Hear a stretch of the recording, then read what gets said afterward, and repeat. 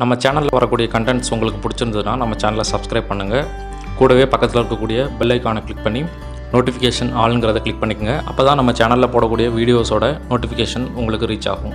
Hello friends, இன்றைக்கி நம்ம இந்த வீடியோவில் என்ன பார்க்க போகிறோம்னா, நீங்கள் பிசி ஆன் பண்ணும்போது அதில் reboot or select proper boot device அப்படின்னு பூட்டிங் எரர் வரும். இந்த மாதிரி எரர் எதனால் வருது, இந்த எரர் வந்தால் எப்படி நம்ம அதை சரி பண்ணலாம் அப்படிங்கிறத பற்றி இந்த வீடியோவில் பார்க்க போகிறோம். வாங்க வீடியோக்கு போகலாம்.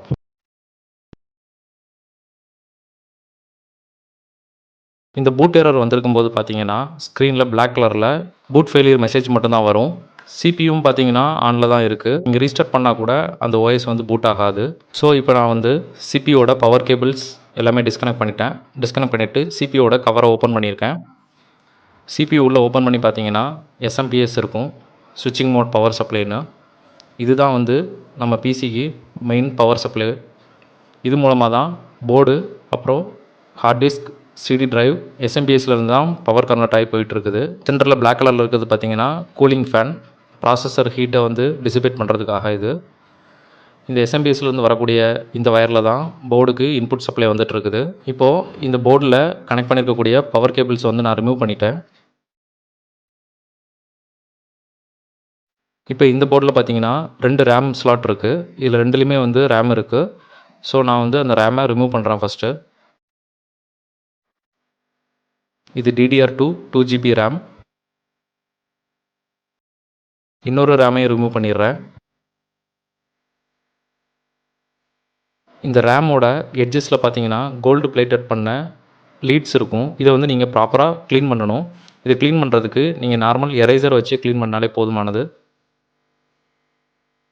இது வந்து கூலிங் ஃபேனுக்கு போகக்கூடிய பவர் சப்ளை.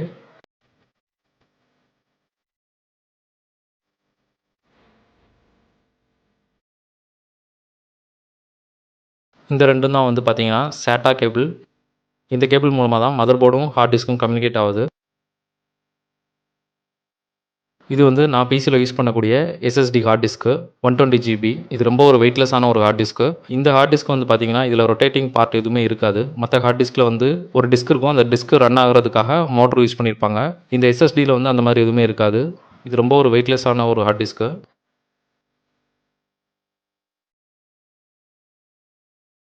இப்போ இந்த ஹார்ட் டிஸ்கையும் ரிமூவ் பண்ணிடுறேன். இந்த பூட் ஃபெயிலியர் மேபி டஸ்ட்னால கூட இந்த மாதிரி வரும். ஸோ நான் அதுக்காக தான் ஹார்ட் டிஸ்கையும் ரேமையும் நான் வந்து ரிமூவ் பண்ணியிருக்கிறேன் போர்டிலேருந்து.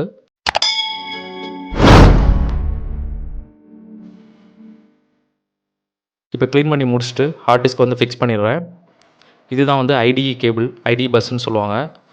இது சிடி டிரைவுக்கு யூஸ் பண்ணிகிட்டு இருந்தேன். பட் இப்போ நான் யூஸ் பண்ணுறதில்ல, அதனால் கழட்டி தான் வச்சுருக்கிறேன். இப்போது மதர் போர்டுக்கான பவர் கேபிள் வந்து இன்சர்ட் பண்ணிக்கலாம்.